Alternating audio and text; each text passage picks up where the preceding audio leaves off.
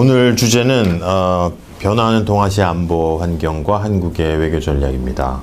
그래서 최근에 이제 그 한반도 주변국 국가들의 정상회담이 굉장히 많이 있었습니다. 지난달에 일본의 아베 총리가 워싱턴 방문을 해서 미일 간의 정상회담이 있었고요. 그리고 5월 들어서 이제 시진핑 대통령이 모스크바 방문해서 러시아와 중국 간에도 정상회담이 있었고, 또 그 전에 인도네시아에서 잠깐이긴 하지만 중일 간에도 정상회담이 있었습니다. 그래서 최근에 이제 주변국 외교가 상당히 활발하게 벌어지는 가운데 한국의 외교의 입지가 어떻게 되어가고 있는지, 또 앞으로 이제 한국 우리 대통령이 하게 될 다양한 정상회담들이 있기 때문에 그런 문제를 한번 점검해 보는 것으로 오늘 이야기를 나눠보려고 합니다. 첫 번째 큰 주제는요, 지금 동아시아 안보 상황이 전체적으로 어떻게 바뀌어가고 있는지, 이게 워낙 빠른 속도로 바뀌어가고 있어서 이걸 개념화해서 좀 일목요연하게 정리할 필요가 있는 것 같습니다. 그래서 전문가분들께서 말씀해 주시는 것을 차례대로 들어보도록 하겠습니다. 현재 동아시아 안보 상황이 구조적으로 변화를 보이고 있는 것이 사실이고요. 시기적으로는 아마 작년도 11월 달 중국과 일본의 정상회담 이후에 좀 더 그 이전과 비교해 본다면 조금 이제 안정적인 구조를 보이지 않겠나 싶은데, 동아시아 안보 질서를 구성하는 변수는 예컨대 미국과 중국 간의 어떤 대립이냐 또 협력이냐, 그 관계에서도 볼 수가 있겠고, 또 중국과 일본의 간의 관계, 내지는 또 미일 동맹 대 중국과 러시아의 군사협력 관계에 따라서 어떻게 보면 구조와 성격이 결정된다고 볼 수가 있는데, 작년도 11월 달서부터 중국과 일본 간의 정상회담이 있은 이후에 미일 동맹은 이번에 아베 수상의 방미에서 나타났듯이 보다 더 강화되는 양상을 보이고 있고, 또 중국과 러시아는 같은 시기에 중국과 러시아가 지중해에서 행한 연합 해군 훈련에서 양상이 더 보이고 있듯이 좀 강화되고 있는 양상인데, 그러니까 미일 동맹과 중러 군사연합 간에 일방적인 경쟁도 아니고 일방적인 협력도 아니고, 저는 경쟁과 협력이 병존하는 그런 질서가 좀 나타나고 있다고 생각합니다. 그러니까 미일 간에는 이미 동맹 가이드라인 합의를 통해서 그것이 나타났고, 중러 간에는 이제 연합훈련이랄지 또 시진핑 주석의 모스크바 전승절 참석이랄지 그걸 통해서 나타나는데, 하지만 그 두 세력 간의 어떤 경쟁적 양상이라고 한 것은 예컨대 계속 두 측 간 어떤 군비 증강 양상이랄까, 혹은 미일 동맹 공동 성명에서 나타났듯이 싱가포르를 미일 동맹에 적용되는 지역으로 명시한달까, 그런 측면에서 본다면 경쟁적인 양상이지만, 또 한편 미중 간에도 계속 군사 안보 대화랄까 가 계속 진행되었고, 또 작년도 같은 경우에는 미국이 주최하는 림팩 훈련에 중국의 함대가 처음으로 참가했고, 또 작년도 4월 달에는 사실 칭다오에서 미국, 일본, 중국 해군들이 다 참가한 가운데 회의가 있어서 서로 간의 우발적 군사 충돌, 해상에서의 충돌을 방지하기 위한 협정이 마련됐단 말씀입니다. 그래서 경쟁과 협력이 병존되면서 서로가 너무 불필요하게 상황을 파고로 만들어 나갈지 않으려고 하는 그런 신중한 관리 기조가 지금 현재 전개가 되고 있는 것이 아닌가, 저는 그렇게 보고 있습니다.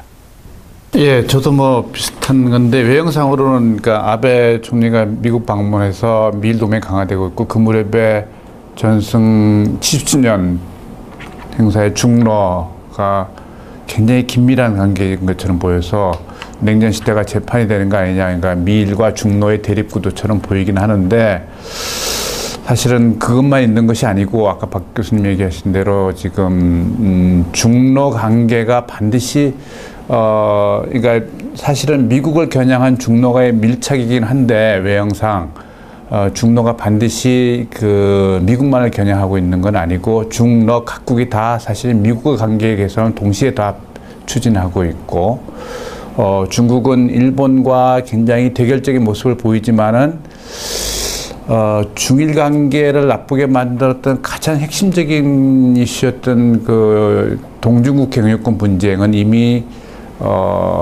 에이펙 회의 때부터 중국은 이미 출구 전략으로 돌아서서 그 제로섬적인 그 영유권 분쟁 문제를 그렇게 끌고 가지 않는 걸 봐서 중국은 일본과의 어떤 대결적 국면을 완화시키려고 하는 게 아닌가.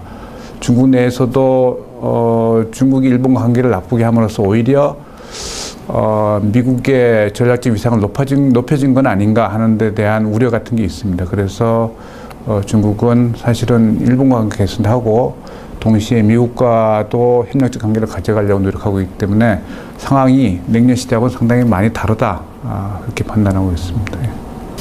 네, 좀 덧붙이자면은요, 역시 지금 동아시아 안보에서 제일 중요한 변수는 미중 관계인 것 같습니다. 또 선생님 말씀하신 것처럼.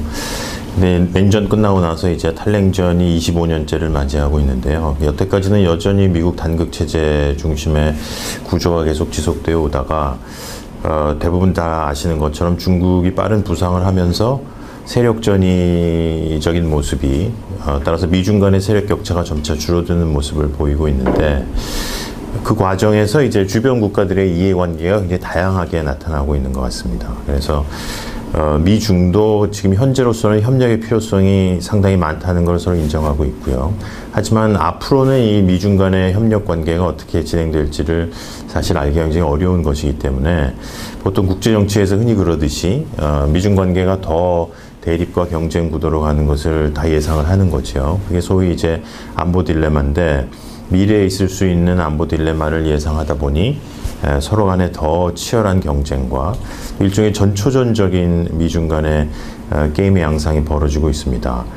근데 그것이 이 냉전기와는 달리 대립 중심의 관계라기보다는 아주 긴밀한 상호 의존 속에서 이루어지는 것이기 때문에 굉장히 다양하고 세분화된 게임의 양상이 보이고 있다는 거죠. 그래서 한편에서는 물론 군사력 경쟁이 치열하게 벌어지지만 그 전에 이제 동아시아의 여러 규범을 둘러싼 경쟁이라든지 아니면 누가 더 자기한테 유리한 다자 제도를 만드느냐 하는 제도적인 경쟁이라든지 해서 훨씬 더 촘촘하고 상호 간에 합의하고 있는 규범에 입각한 조금 더 실용주의적인 경쟁을 펼치고 있는 양상이라고 볼 수 있을 것 같고요. 그런 미중의 경쟁과 협력이라는 가장 큰 변수를 둘러싸고 이제 한국이나 러시아, 일본 등이 역시 자국의 이익을 가장 극대화하기 위해서 아주 그 숨가쁜 외교전을 벌이고 있는 것 같습니다.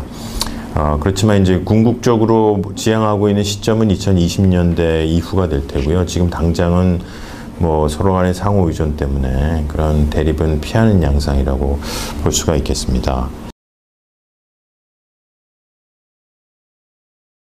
관련해서 그래서 지금 최근에 이루어졌던 이제 미일 간 또는 중러 간 그리고 중일 간의 정상회담이 있었는데 특히 지금 한일 간의 여러 가지 문제가 복잡해지고 있는 상황 속에서 아베 총리의 미국 방문, 거기서 나타난 이제 미일 간의 신안보 가이드라인이나 또는 아베 총리가 지금 추진하고 있는 보통 국가와의 여러 전략들이 한국에서도 큰 관심사가 되고 있습니다. 따라서 이런 미일 동맹의 강화 추세하고 한미 동맹의 앞으로의 발전 방향을 어떻게 잘 조화시켜 나가야 될지에 대한 여러 가지 의문들이 벌어지고 있는 게 사실인데요. 그 부분에 관해서 의견을 좀 더 들어보도록 하겠습니다. 이번에 아베 수상이 미국을 방문해서 의회 연설도 하였고 또 미일 가이드라인 등 몇 가지 중요한 전략 문서도 합의했는데 특히 이제 미일 2+2 외교 및 국방장관 사이에서 합의된 가이드라인이 굉장히 중요한 의미를 가진다고 봅니다. 이 가이드라인이라고 하는 것은 미국과 일본의 어떤 공동의 전략적 방향을 정한 문서인데 지금까지는 1978년도에 1차 가이드라인이 나왔었고 또 1997년에 2차 가이드라인이 나왔었는데 1차 가이드라인은 냉전에 소련이 일본에 대해서 공격을 했을 경우에 미일 동맹이 어떻게 대응할 것인가를 담아낸 내용이었다고 한다면 97년도에 나온 가이드라인은 이제 한반도에 유사 사태가 발생하였을 때 미국, 일본이 어떻게 동맹 차원에서 대응할 것인가를 담아낸 내용이죠. 근데 이번에 2015년 아베 수상의 방미를 통해서 미국과 일본 간에 이제 합의한 가이드라인은 사실은 일본 측에서 먼저 97년 가이드라인을 개정하자고 하였고요. 그 일본 측의 목표는 중국이 부상하고 또 일본을 이어서 세계 2위의 경제대국이 되고 뭐 동중국해나 뭐 싱가포르 쪽에서 어떤 일본의 이익에 반하는 행동을 취하니까 중국에 대한 견제를 미일 동맹 간의 차원에서 담아내고자 최초엔 제기를 하였죠. 근데 미국도 사실은 오바마 행정부가 중국의 어떤 동향에 대해서 A2AD 전략으로 표현하달지 뭐 위협적인 어떤 생각을 가지고 있는 것이었습니다만 점차 미국 내에서도 중국에 대한 컨테인먼트, 봉쇄 정책만으로는 안 되고 어떤 협력의 어떤 측면도 병행해야 할 필요가 있다는 그 판단하에서 그 일본과의 어떤 속에서 그런 가이드라인에 대한 그 개정이 협의가 착수가 되었습니다. 근데 결과적으로 나온 것을 보게 되면 사실 중국을 견제하지만 또 관여하려고 하는 미국의 어떤 입장과 중국에 대한 견제를 조금 더 중시하는 일본의 입장이 절묘하게 맞아떨어져서 성명서 내에서는 사실 중국을 의식하거나 중국 견제를 명시적으로 표현하는 것은 빠졌고요. 대신에 일본과 미국 간의 어떤 활동 범위가 종전의 유사 사태, 또 일본에 직접적으로 위협이 미치는 사태뿐만 아니라 글로벌 범위까지 내지는 우주나 정보 협력까지 포함하는 또 굉장히 확대를 시켜놨습니다. 그래서 일본 자위대 활동이 이렇게 동남아랄지 또는 중동 지역이랄지 지구 반대편까지도 나갈 수 있는 이제 여지를 만들어 줬다는 것이 굉장히 큰 특징이고요. 다만 중국에 대한 견제적인 측면은 가이드라인이 아니고 미일 2+2에서 합의된 성명에서 생가쿠 제도가 미일 동맹의 어떤 적용 범위에 들어간다는 것을 포함함으로써 그 일본이 바라던 것, 중국에 대한 견제 부분이 좀 들어갔고, 다만 미국은 직접적으로 가이드라인의 그런 표현을 하지 않았기 때문에 미국으로서도 나름대로 어떤 성과를 거뒀다고 보여집니다. 어쨌든 가이드라인에 대해서 중국은 좀 그 언론 이런 데서는 상당히 반발을 하고 있는 경향이 보입니다만 중국 외교부는 상당히 신중한 대응을 표방하고 있다고 보여지는데, 이것은 아마 그 작년도 11월 달 정상회담 이후 또 중국과 일본 간의 여러 가지 그 안보 대화의 재개랄지, 혹은 이렇게 군 간의 어떤 교류였던 접촉 재개랄지, 혹은 해상에서 우발적 충돌 방지를 위한 양국 간의 어떤 실무 협의 이런 것들이 진행되면서 나름대로 중국 입장에서도 이것이 일방적인 어떤 중국에 대한 봉쇄 아니다라고 판단해서 상당히 신중을 기하고 있는 걸로 보여집니다. 한국으로서는 우리 정부가 표방하고 있는 것이 한미동맹의 전략적 강화, 또 한중 간의 어떤 전략적 협력 동반자 관계 강화라고 하는 것인데, 이번 가이드라인 자체에 대해서 중국이 그다지 반발을 보이지 않고 어쩌면 미일 동맹 대 또 중국과 러시아 간의 어떤 협력이라고 하는 것이 경제가 협력 속에서 당분간 전개된다고 한다면 한국으로서는 한미 동맹의 전략적 강화와 한중 전략적 협력 동반자 관계의 어떤 강화라고 하는 이 정책을 어떻게 보면 더 확대시킬 수 있는 공간이 더 넓어진 것이 아닌가 그런 생각이 들고요. 그런 속에서 당면한 위협인 어떤 북한에 대해서 미일 동맹 혹은 또 한중 간의 어떤 그 협력을 통해서 좀 더 북한의 어떤 핵 개발이랄까 그걸 억제할 수 있는 태세를 좀 구축해 놓는다는 것이 하나의 과제가 될 것이고, 그와 관련돼서 예컨대 이제 한일 간의 지금 여러 가지 역사 문제 때문에 갈등들이 있습니다만 이것도 어떻게 보면 투태적 전략으로서 그러니까 외교나 안보적인 측면에서는 일본과의 한미일 정책 공조 속에서 일본과의 어떤 협력 관계를 어느 정도 회복을 시키면서, 또 한편 역사 문제에 대해서는 어떤 다른 어떤 트랙 2 레벨에서 계속적으로 문제를 제기해가는, 다시 말해서 기존의 어떤 대일 정책에 대한 조금 어프로치의 변화랄까 그런 것들을 동시에 모색해야 되는 과제도 제기하고 있는 것이 아닌가 그렇게 생각이 됩니다.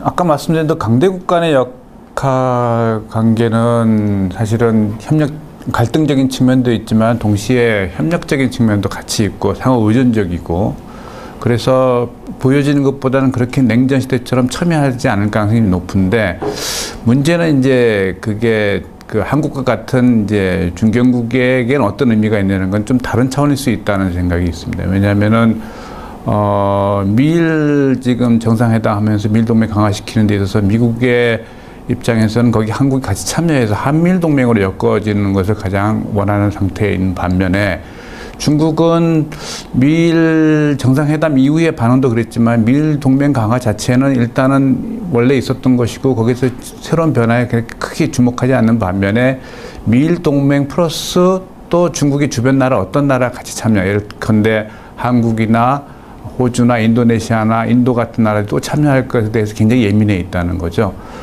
그래서 강대국과의 게임과 관계없이 한국이 어떤 스탠스를 취할지는 굉장히 사실은 굉장히 어려운 선택의 예민한 부분에 지금 와 있는 특징이 있어서, 한국이 만약에 중견국으로서 새로운 위상과 전략을 확보하려고 한다면은 굉장히 중요한 시기에 와 있다 하는 거죠. 거기다 특히 한국말이 갖고 있는 독특한 분단의 현실이라는 것이 쉽게 쉽게 강대국 간의 게임이 한반도 투영될 수 있는 경로가 되기 때문에 한국이 강대국 간의 게임의 구조만 보고 우리의 위상을 쉽사리 판단할 수 있는 그런 어떤 지금 좋은 뭐 안정적인 관계는 상황은 아니지 않겠느냐 생각이 듭니다. 예.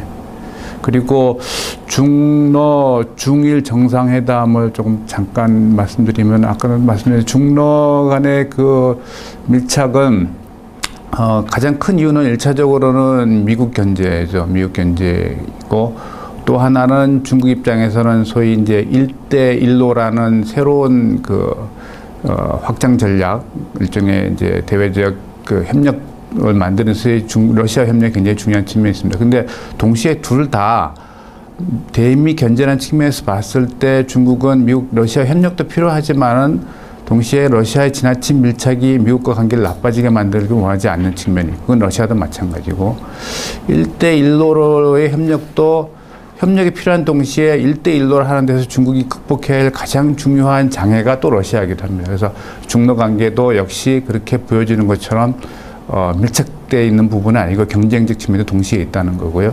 중일 관계는 지금 역사 문제를 놓고 첨예하게 대립하고 있는 거 보이지만은 사실 중국이 그 핵심이고 생각하는 영유권 문제도 지금 출구를 모색하고 있는 상황이기 때문에 담론적 차원의 역사 논쟁이 중국의 외교의 어떤 방향을 전개시키는 결정적인 측면은 아니라는 거죠. 그러니까 중국이 내속이는 역사를 정시하고 바로 보고 미래를 향해 나가자고 계속 주장하고 역사 문제를 제기하고 있지만은 실제 외교 전략은 상당히 유연하게 옮겨가고 있기 때문에 중일 관계도 레토르로 보여지는 어떤 그 경쟁적, 갈등적 측면보다는 실무적 차원에서는 굉장히 많이 빨리 관계 개선이 이루어질 가능성이 있다는 것도 우리한테는 우리 외교에 굉장히 중요한 도전이 될 수 있다고 생각합니다. 네.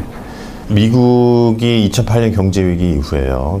계속 세계적인 지도력이 약화되고 있기 때문에 나중에 이제 패권을 회복하기 위한 전략으로 내세운 것이 오바마 행정부의 아시아 재균형 전략입니다. 따라서 아시아의 그 많은 이 성장하는 시장들의 경제력을 최대한으로 활용하고 또 중국의 부상을 잘 관리해서 아시아에서 이제 패권 재흥의 발판을 마련하겠다는 거죠. 그리고 가장 중요한 것은 이제 동맹국들하고의 관계를 계속 강화하고 또 동맹은 아니더라도 전략적인 파트너십을 더 강화할 수 있는 그런 소다자 또는 다자적인 연계를 계속 만들어가는 상황이 있습니다. 그리고 그 과정에서 실제적으로 경제적으로나 군사적으로 도움을 줄 수 있는 강력한 동맹국이 필요한데 결국은 일본이 그런 미국의 요구에 잘 부응할 수 있는 국력을 갖춘 국가이고요. 또 일본은 이런 동북아의 세력 전이의 상황 속에서 일본이 계속 추구해온 보통 국가와 또는 뭐 군사적으로도 일정한 역할을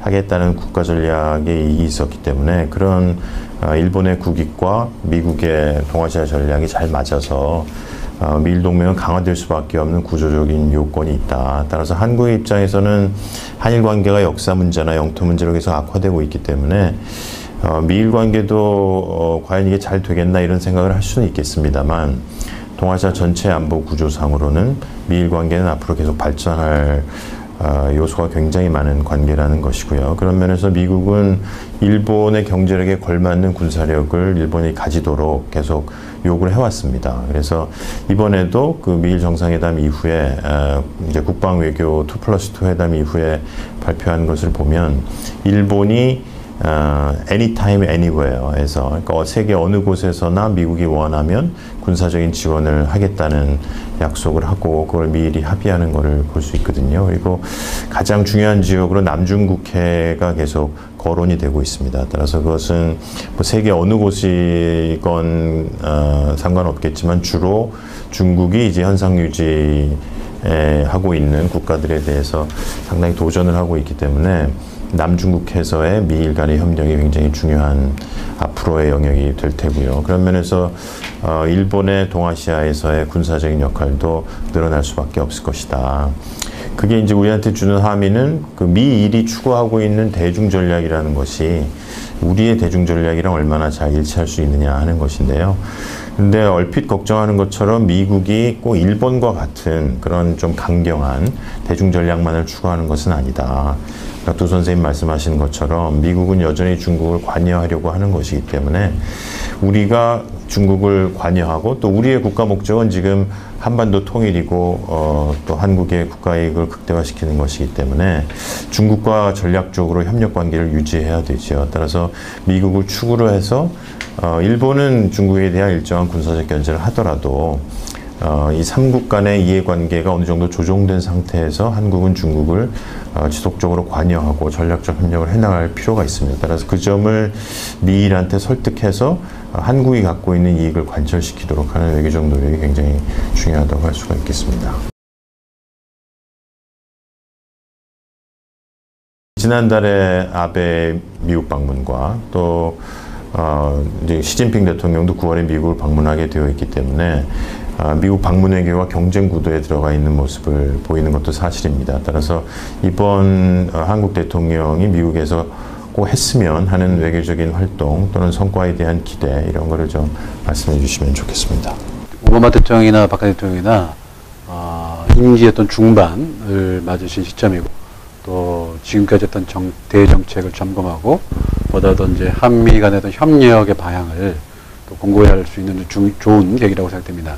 다만 전재성 교수께서 말씀하셨듯이 지난달에 아베 일본 수상에 방미해 있었기 때문에 여러 가지로 좀 그 비교가 되고 또 그런 어떤 토대를 바탕으로 해서 뭔가 그 어젠다를 정해야 한다고 생각하는데 일단 오바마 대통령은 일본과의 정상회담에서 그 본인이 추진해 오던 아시아에 대한 재균형 정책 그리고 어떻게 보면 미일 동맹 차원에서 합의했기 때문에 그 박근혜 대통령께서도 그런 그 기조에 입각해서 한국도 미국이 근데 미일 동맹 차원에서 추진하는 아시아에 대한 그 재균형 정책, 다시 말해서 아시아에서 있을 수 있는 그 뭐 미중 간의 어떤 군사적 경쟁을 최소한 관리하고 보다 더 경제적 협력의 어떤 범위를 넓힌다는 그런 측면에 한국도 적극적으로 동참해야 된다라고 하는 글로벌 전략 차원에서 어떤 그 협력의 어떤 의사를 좀 분명히 밝히시면 좋을 것 같고요. 아마 종전에 박근혜 대통령께서는 아마 미국 방문하셔서 뭐 일본의 어떤 역사 문제, 또 전쟁을 반성하지 않는 어떤 국가들의 문제를 원칙론적인 입장에서 사실 거론하셨는데 아마 그런 것에 대한 어떤 우리 정부의 우려랄까 주의는 이미 충분히 전달되었다고 생각되기 때문에 이번에는 아마 그런 것을 언급하지 않으셔도 좋지 않겠는가 싶습니다. 또 한 가지는 지금 현재 뉴욕에서 NPT 재검토회의가 5년 만에 열리고 있습니다. 우리도 참가하고 있고 하는데 북한의 핵 문제라고 하는 것이 3차 핵실험이 끝난 이후에 보다 더 핵 능력을 증가하고 있다. 핵탄두가 뭐 미국 측 학자들은 10발 이상, 중국 측은 20발 정도로 추정하는 정도로 능력이 증대되는 걸로 추정되는데 뭐 NPT 재검토 회의도 있었던 마당이기 때문에 이제 또 핵 없는 세계를 주창하고 그 어젠다를 끌고 온 오바마 대통령과의 사이에 뭐 북한 핵의 어떤 불용 원칙 다시 한번 천명하고 또 한미 간의 북한 핵의 어떤 위험성 혹은 있을 수 있는 어떤 확산 가능성 그런 것에 관련된 좀 포괄적인 합의 혹은 또 기존에 있었던 정책들의 재천명 그런 것들도 필요하지 않겠는가 싶습니다. 또 한 가지는 지금 중국의 부상에 따라서 미국도 기본적으로는 관여 정책 하에 있다고 생각됩니다만 한국은 보다 더 적극적으로 대중 전략적 협력 동반관계 하에서 중국이 이제 추진하고 있는 AIB 가입을 표명을 하였습니다. 미국은 물론 가입하지 않았지만 그래서 이게 부상하는 중국에 대해서 사실 저희가 볼 때는 미국의 정책이랄지 또 한국의 정책이랄지 큰 면에서는 차이가 없는데 다만 부분적인 면에서 우리가 미국과 다르게 추진하고 있는 AIB 정책에 대한 가입이랄까 그런 것에 관련된 충분한 설명을 일단 하는 것이 필요할 것 같고요. 또 기본적으로 중국의 부상이 동아시아 지역에 가져올 수 있는 안보적 혹은 뭐 경제적 여러 가지 불안 요인들에 대해서 불안 요인들이 있을 수 있다면 그것에 대해서 또 한미가 협의해서 내지는 또 한미일 간의 어떤 협의에서 중국보다 더 평화적인 어떤 부상을 유도할 수 있는 그런 좀 합의도 있으면 좋지 않겠는가 생각을 합니다. 예, 이번 박근혜 대통령이 미국 방문을 통한 정상회담은 사실 굉장히 어려운 좀 과제가 아닌가 싶습니다. 일단 정상회담 하면은 일단은 뭐 정상회담 결과 이후에 어떤 특별한 의제가 있어서 그것이 성공적이었다는 걸 보여줘야 되는데 지금 특별하게 한미 관계 지금 뭐 협의할 의지도 없는 데다가 지금 아까 말씀드린 동북아시아의 그 강대국 간의 정상회담을 중심으로 한 역학관계가 굉장히 역동적으로 전환되고 있기 때문에 그 한미 정상회담 주목도는 굉장히 높아지는 상황이라서 굉장히 어려움이 있다는 것이고, 그러니까 일단 기조는 제가 보기에는 그 한미 정상회담이라는 것이 좀 그 미래지향적으로 가야 되는 부분이 중요하다는 것을 강조하는 형식의 의미를 담는 정상회담이 돼야 되지 않겠냐. 물론 요번에 이제 뭐 그 우리에겐 광복 70주년 특별한 의미가 있긴 하지만은 이걸 계기로 한미 관계가 좀 훨씬 더 미래지향적인 새로운 관계로 발전할 수 있는 계기가 될 수 있는 회담이 된다는 그런 상징성을 부과시킨 초점을 맞춰야 될 것 같고, 또 하나는 그 우리 내부적으로 고민해야 될 건 지금 계속 강대국 간의 협력, 경쟁, 갈등의 구도 속에서 경쟁적 갈등적 측면이 강대국들의 일종의 아웃소싱 외교를 통해서 한국 같은 한반도에 자꾸 투영되는 측면이 있는데, 그거를 어떻게 우리가 최소화시킬 수 있는가 하는 문제에 우리 고민이 있다고 생각하고, 그런 맥락에서 한국의 어떤 중견국으로서의 위상이나 역할 이런 것들을 조금 국제사회에서 보여줄 수 있는 어떤 계기를 만드는 회담이 됐으면 좋겠다는 생각이 듭니다. 이게 한미 정상회담이긴 하지만은 이전과 다르게 지금 강대국 간의 그 복잡한 관계 때문에 미국뿐만 아니라 러시아, 일본, 중국, 북한 등 다양한 지금 어떤 행위자들의 주목을 받고 있는 주시할 수 있는 회담인 만큼 이렇게 서로 이해관계에 얽혀있는 다양한 행위자들을 동시에 좀 고려하는 정상회담의 내용. 그러려면 우리가 우리의 위상, 역할이 어떤 것이 어떤 방향으로 될 수 있어야 된다는 우리의 비전을 좀 제시하는 그런 자리를 만들면 어떨까 싶은 생각이 들고요. 결국은 그 맥락에서 결국 얘기할 수 있는 게 뭐 통일 문제일 수가 있을 수 있고요. 동북아 평화협력 구상 같은 것도 좀 더 구체적이고 세련되게 이 자리에서 제시할 수 있으면 어떨까 하는 생각은 있습니다. 예. 한미 관계는 뭐 잘 아시는 것처럼 전체적인 틀에서는 별다른 문제 없이 잘 진행이 되어 오고 있습니다. 뭐 포괄적인 이슈 전체에 대해서 또 양국이 가치를 공유하고 있는 그런 동맹으로 계속 강조가 되어 왔기 때문에 큰 틀에서는 이견이 있는 상황은 아니라고 생각이 되고요.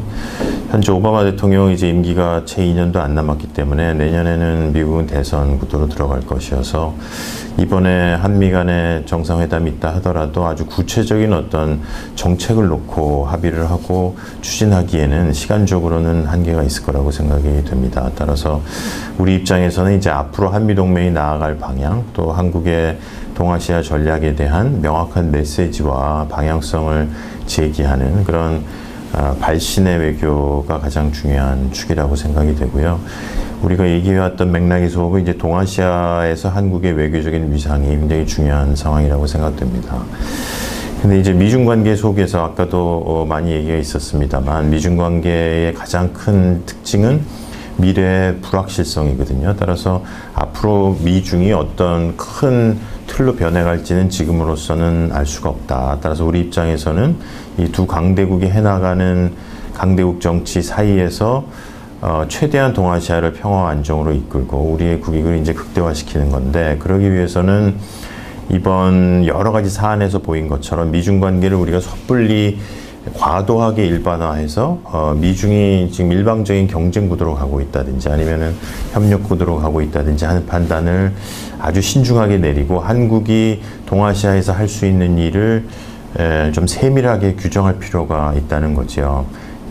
예를 들어 중국하고의 관계에서는 아시아 인프라 투자은행에서도 나타났지만 우리가 각 이슈별로 아주 특수한 그런 게임을 아주 잘 치를 수 있고 그 속에서 뭐 중견국의 위상을 가지고 동아시아를 위한 외교를 할 수 있다는 점을 부각시켜야 되는데, 그런 점에서는 좀 정교한 외교가 부족했던 부분이 있습니다. 그리고 지금 우리 정부가 추진해온 신뢰 외교라든지 동북아 평화협력구상, 유라시아 이니셔티브 이런 것들이 있었지만 그런 이제 개념들이 변화하는 국제관계에 맞춰서 조금 더 세밀하게 내용이 채워질 필요가 있는데 이번 한미 정상회담에서도 그런 한국의 외교적 구상이 좀 내실 있게 과거에 했던 이야기가 반복되지 않는 형태로 다시 좀 전달될 필요가 있다는 거죠. 그러려면 한국 지금 박근혜 정부의 집권 중간 단계쯤에서 우리의 지금 동아시아 전략이 무엇인지를 점검해 볼 수 있는 기회가 돼야 된다고 생각이 되고요. 그러려면은 우리가 이제 중국 또는 일본, 동아시아에서 차지하는 역할, 특히 이제 그 동아시아의 비전에 대한 명확한 논의들이 있어야 되는데 현재까지 보면 미국도 동아시아에 대해서 그렇게 멋있는 비전이 있다고 생각되기는 어렵습니다. 이번 미일 정상회담에서도 주로 현재의 안보 이슈를 다루었지 앞으로 동아시아가 이렇게 됐으면 좋겠다라는 그런 비전 스테이트먼트는 상당히 부족했던 게 사실이고요. 반면 중국은 1대1로 전략이라든지 새로운 공간 개념을 가지고 나오고 있기 때문에 한국 입장에서는 이제 국력은 좀 부족해도 비전을 제시하는 면에서는 좀 앞선 면이 있어야 되겠다. 그러려면은 정상회담에서도 준비해야 가야 될 그런 개념이나 담론 이런 게 상당히 좀 정리가 되어 있어야 되겠다는 생각이 들고요. 그런 면에서 미국이 한국에게 원하는 것은 한국이 바라보는 동아시아의 구도가 무엇인지 앞으로 한국이 어떤 외교를 하려고 하는지에 대한 그런 기대일 거기 때문에 그 면에서 논의가 돼야 되겠고 특히 대중 전략을 위시한 한미 간의 협의가 굉장히 중요하겠다는 겁니다. 그래서 중국을 다룸에 있어서 한미 간의 합의가 중요하다는 인식을 미국이 가지게 될 때, 그럴 때 미국이 이제 한국과 일본을 놓고 볼 때에도 한국이 굉장히 중요한 파트너로구나. 따라서 이 한일 간에 지금 벌어지고 있는 많은 문제에서도 한국의 입장을 10분 더 이해해 줘야 되겠다는 생각이 들 때, 그럴 때 한일 관계도 더 잘 풀릴 수 있을 것 같고요. 그런 면에서 잘못하면 이제 워싱턴이 한일 간의 양자 경쟁의 무대처럼 변해가고 있는 모습이 좀 있는데 단기적으로 한일 간의 관계에서의 문제를 워싱턴에서 푸는 것은 그렇게 바람직하지 않을 수 있다. 따라서 중장기적으로 한미 동맹의 비전을 같이 가져가면서 한미일 또는 동아시아 문제를 푸는 것이 중요하다는 생각을 해보게 됩니다.